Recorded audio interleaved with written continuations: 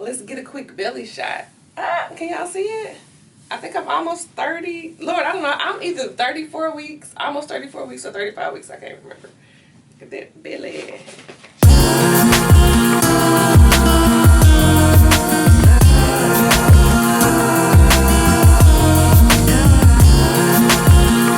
Hey y'all, welcome back to my channel. I am DeeDee. If this is your first time tuning in, go ahead and click the subscribe button for all my return subscribers.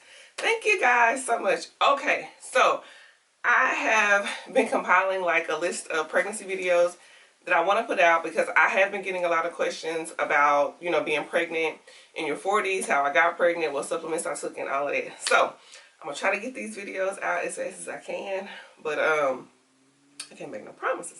But the good news is I have everything written down. So I wrote down things that I thought that were important, things that helped me get pregnant at 40 as well. If you guys have any questions, then leave them in the comment section below. I'm going to try to get through this as fast as I can because my battery is a little low.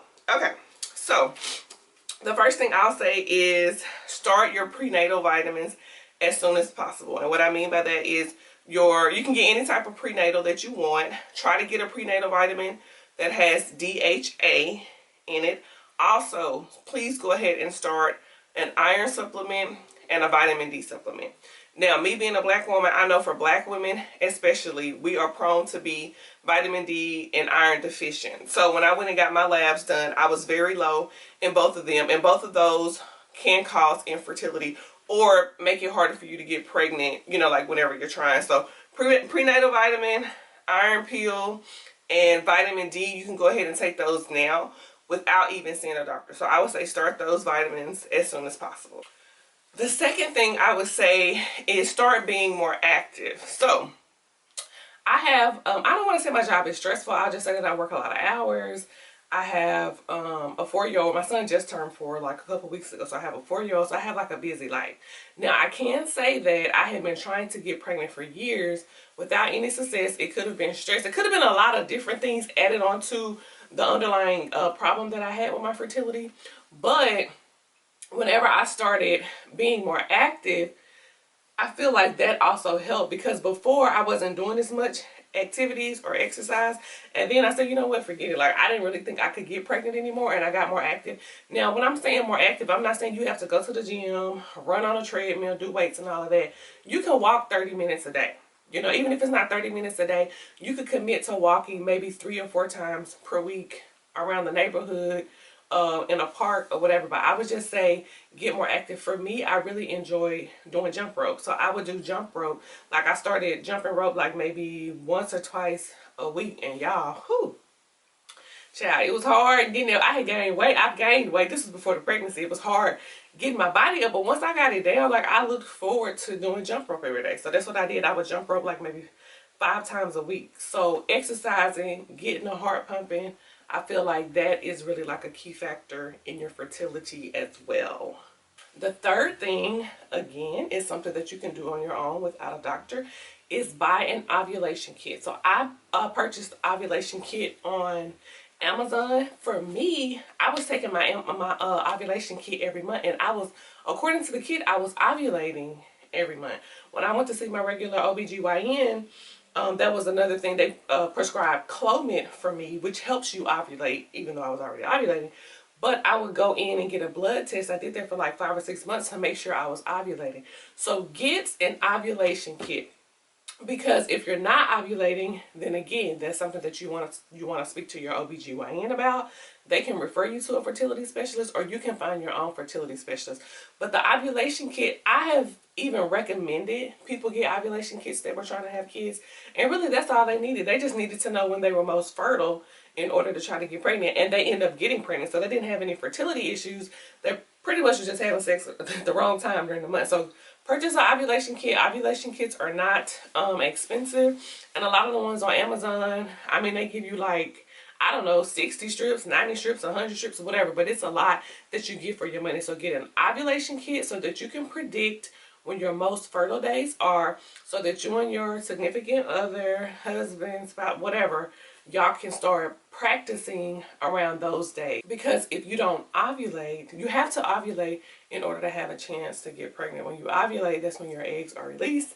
and then the sperm can go find them. But if that's not happening, then you're not getting the opportunity to try to get pregnant. So make sure that you're ovulating, get your ovulation kit. Number 4, it's very important that you speak to your doctor about any changes in your body. Like at the time, I just felt like the change in my cycle, y'all, I really did not think it was a big deal. I have been on birth control. I had been on birth control pills for like 17, 18 years of my life. Got pregnant with my son in like a month after I got off birth control. Everything fine. Everything was fine. So then the second time around when I was trying to get pregnant, I had gotten back on birth control pills. And so now that's why I'm kind of a little iffy about birth control, because I feel like when you're on birth control pill, your female hormone, like everything that's going on with your body is being, what's the word I'm looking for? It's being controlled by the pill. So I was on birth control pills and I had a normal 28-day cycle. Well, when I got off birth control, as soon as I got off birth control to try to conceive this time, my cycle went down to like, sometimes it was 25 days. Sometimes it was 26 days. I didn't think that was a big deal, because for me, I always assumed that if you're a woman and you're having a cycle, then that means there's still a chance that you can get pregnant. Like, you know, you haven't gone through menopause. So I didn't really think it was a big deal. Once I spoke to my fertility specialist, he was like, no, he said a shorter cycle is a sign of infertility. Had I known, first of all, had I known, I would have never even got back on the pill after I had my son, you know. But had I known that was an issue, I could have gone to the doctor years prior to when I, you know, finally spoke to him, but I had no idea. So I feel like at the end of the day, knowledge is power. The more we educate ourselves, the more we share information, the better off. So if you notice any changes in your cycle, whether it's a shorter cycle, the color of your blood is very important. You know, how many days you're bleeding is very important. How heavy the flow is very important. Like, all those things are very important. So if you notice any changes in your body, then I would speak to my doctor as soon as possible.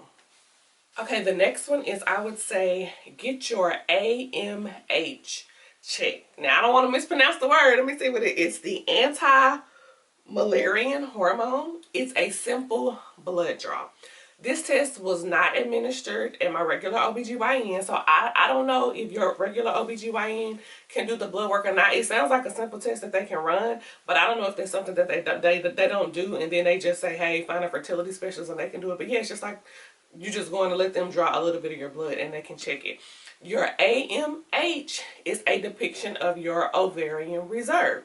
For me, when I got my AMH checked, I was diagnosed with diminished ovarian reserve. That means that pretty much my egg reserve was almost gone. So for my age 38 to 41, I was told by the fertility specialist that my AMH should have been between 1 and 1.5. That's normal. My AMH when I got it checked was a 0.3.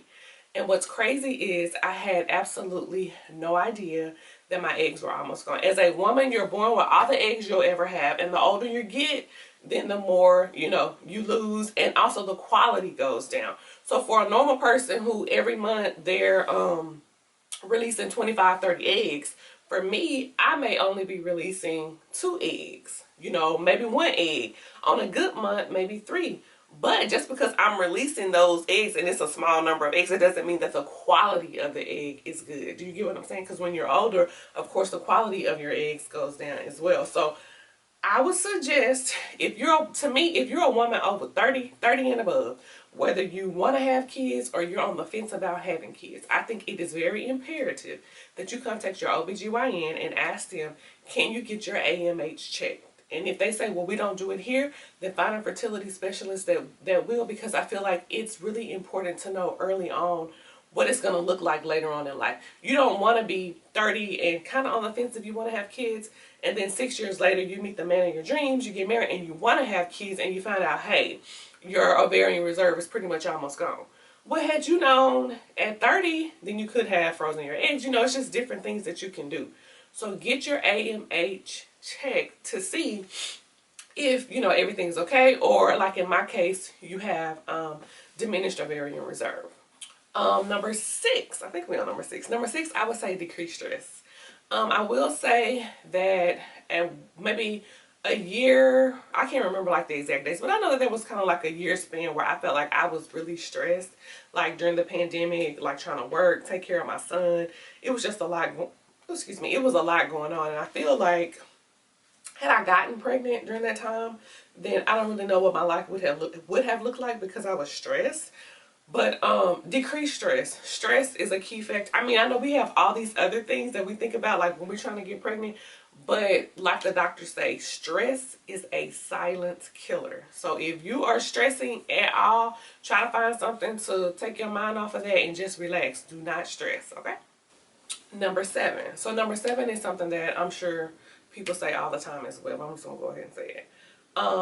Number 7 would be no smoking, no drinking. If you can't stop drinking or smoking, then I would say decrease the amount of alcohol you intake and how much you smoke in order to try to get pregnant. Because at the end of the day, our body is a vessel. You know what I mean? And you want your body to be its healthiest, its strongest if it's trying to produce a baby. And I know, so especially like people that may be younger may not think that, you know, it's a big deal, but it is a big deal. It is a big deal, especially once you get in your 30s. It's a big deal. You want to give yourself the best chance possible to get pregnant. So if having a baby is important to you, then during the time that you're trying to conceive, I would say, if it were me, I would just stop smoking and stop drinking. Now, am I saying, okay, don't have a glass of wine here or there, or a beer here or there? Because, you know, sometimes you will, life happens, and you may be stressed from work, or, you know, something happens, this, that, and the other.